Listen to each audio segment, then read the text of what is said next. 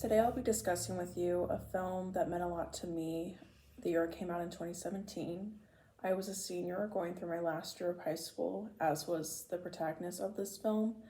Um, and so her and I were going through a lot of similar experiences of growth and development. And the film I'm talking about is Greta Gerwig's directorial debut, Lady Bird. By the end of this speech, I intend to clarify the beauty of this film and show you how Greta Gerwig was able to stress the importance of each one of the protagonist's relationships in the film through different cinematography techniques. And by doing this, I hope you can see that this film is worth a watch.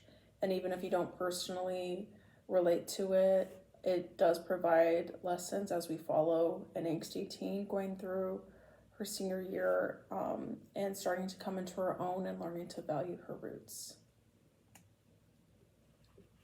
To start, the most important relationship in this film is Lady Bird's relationship with herself and her need to constantly assert her individuality at this point in her life, whether it's through the color of her hair, the clothes she wears, and even her choosing the name Lady Bird over her birth given name, Christine. At the New York Film Festival, Gerwig describes her chosen name as a significant act of defiance from her family and her school. A scene I'm about to show you illustrates her asserting her individuality by separating herself from others through her name on a call sheet. To further create an impact in this scene, Gerwig utilizes an extreme close-up on the name so that we feel that she is confident in herself despite the bad news she gets.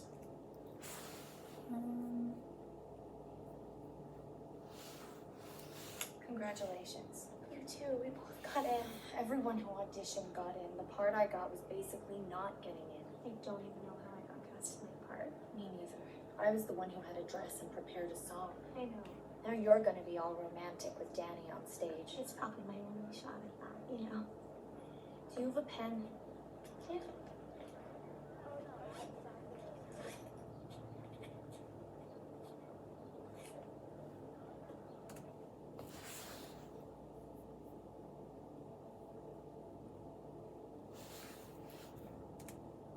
The second most important relationship in the film is Lady Bird's relationship with her mother.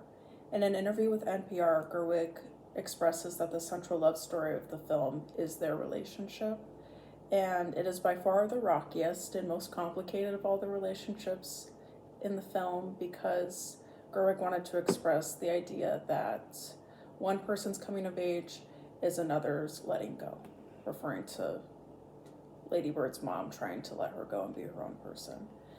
And a lot of their scenes together are very intimate and argumentative, leading to Gerwig using a lot of shot reverse shots. And in case you don't know what that is, according to Beverly Boys Productions, shot reverse shots are often used in movies to properly amplify tension, animosity, and any other emotional nuance in the scene. And it is utilized in their first scene together in the film, where they're arguing in the car, and that's what I'm about to show you. Get into those schools anyway. Mom! You can't even pass your driver's test. Because you wouldn't let me practice The way enough. that you work, or the way that you don't work, you're not even worth state tuition, Christy. My name is Lady Bird. Well, actually, it's not, and it's ridiculous. Call me because your Lady name Bird is like you Christy. said you would. You should just go to City College. You know, with your work ethic, just go to City College and then to jail, and then back to City College, and then maybe you'd learn to pull yourself up and not expect everybody to do everything. So the next bit of relationships I'll be explaining to you is her high school relationships. She goes through a lot of ups and downs through her experience of first heartbreak, her first intimate relationship, and ditching her best friend in the pursuit of popularity at some point in the film. And in order to ultimately separate her friendship from Julie from the rest and it being the truest, Gerwig indicates the significance of their song Crash Into Me, which plays twice in the film, And the first time it plays is when Julie is there for Lady Bird during her first heartbreak. And the second time is played in a car when she realizes that Julie is the only one that's really there for her. And to further signify the importance of the song, Gerwig utilizes the technique of diegetic versus non-diegetic sounds. And in case you don't know what that is, Beverly Boys Productions describes diegetic sound as sound that exists within the film. For example, if a character is playing music on a radio in the car, that is diegetic, versus non-diegetic, which is typically added in post-production for only the audience to hear. So only, like, typically like a song and a soundtrack, for example. And then it is, both of those sound techniques are used in this scene that I'm about to show you. I fucking hate this song. I love it. I actually want to go to prom. Okay, yeah. I mean, I don't really want to do that. Can you take me to my friend Julie's house, please? Sure. Who's Julie? She's my best friend.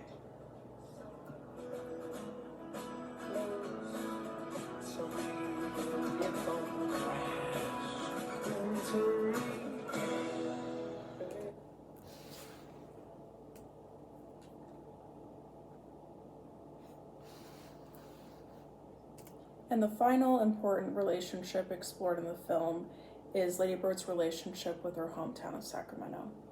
Throughout the film, Lady Bird is very contentious towards living in Sacramento and expresses how she would rather go to college in New York than locally. Gerwig was very intentional that despite Lady Bird's disdain expressed throughout the film, she was very intentional with her consistent panoramic framing and long shots of different parts of Sacramento throughout the film. And in an interview with Vanity Fair, Gerwig explains why shooting it so lovingly contributed to this greater idea that you can't understand how much you love home until you leave it.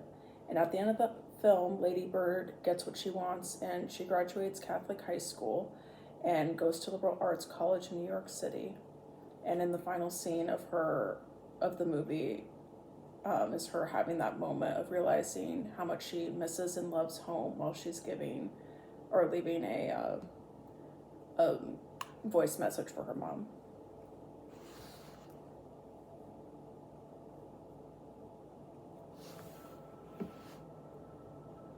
Hey, Mom. Did you feel emotional the first time that you drove in Sacramento? I did, and I wanted to tell you, but we weren't really talking when it happened. All those Bens I've known my whole life, and stores, and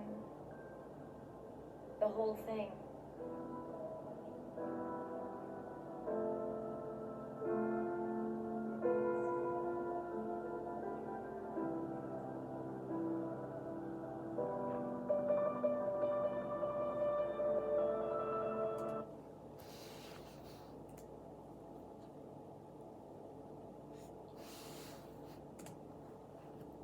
As I've shown you different parts of Greta Gerwig's film Lady Bird, I hope you were able to understand the true beauty of this film.